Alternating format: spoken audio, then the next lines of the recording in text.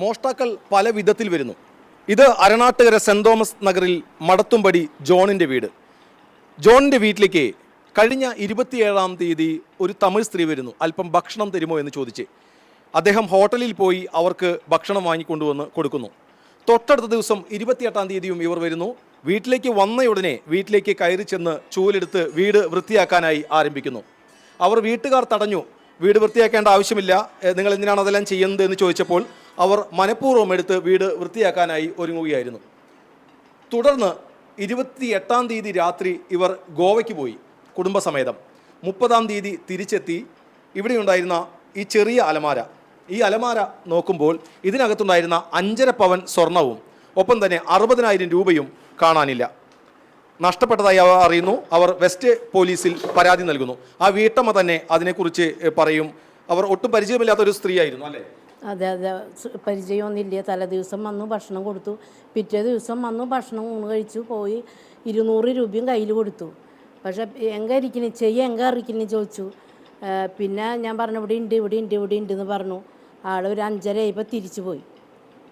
പിന്നീട് നോക്കുമ്പോഴാണ് മോഷണം നടന്നതായി അറിയുന്നത്. പിന്നീട് ഇവർ തിരിച്ചു വന്ന് നോക്കുമ്പോൾ അവർ വെറുതെ വരികയായിരുന്നില്ല. ആദ്യ ദിവസം ഭക്ഷണം കഴിച്ചു പോയി അവർ തൊട്ടടുത്ത ദിവസം വന്നപ്പോൾ ഈ അലമാരയുടെ ഡ്യൂപ്ലിക്കേറ്റ് കീ സംഘടിപ്പിച്ചാണ് വന്നിരുന്നത്. ആ ഡ്യൂപ്ലിക്കേറ്റ് കീ ഇവിടെ നിന്ന് കിട്ടിയിട്ടുണ്ട്.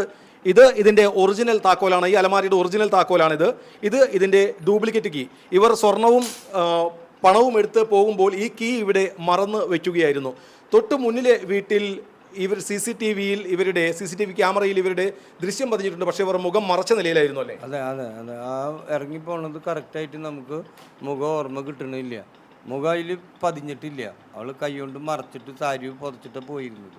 അപ്പോൾ നമുക്കത് കിട്ടണില്ല. അതിനി അവിടെ കോൺഫിഡൻറ്റ് ഫ്ലാറ്റിലുണ്ടെന്ന് പറയുന്നുണ്ട്.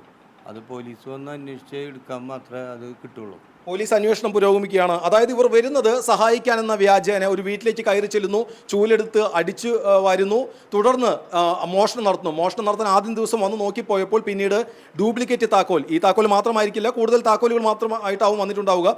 ഈ താക്കോലുമായി വന്ന് ഈ അലമാര തുറന്ന് ഇവർ നോക്കുമ്പോൾ ഈ അലമാര തുറക്കാൻ സാധിക്കുന്നുണ്ട്. ഈ ഡ്യൂപ്ലിക്കേറ്റ് കീ ഇവിടെ മറന്ന് വെക്കുകയും ചെയ്തു. അതായത് മോഷ്ടാക്കൾ ഇവരുടെ കൂട്ടത്തിൽ സംഘമായി വേറെ ആരെങ്കിലും ഉണ്ടോ എന്നറിയില്ല. എന്തായാലും മോഷ്ടാക്കൾ സജീവമാണ്. ജാഗ്രതയോടെ ഇരിക്കുക. TCVക്ക് വേണ്ടി ക്യാമറമാൻ പ്രവീൺ പ്രകാശിനോടൊപ്പം മുകേഷ് ലാൽ.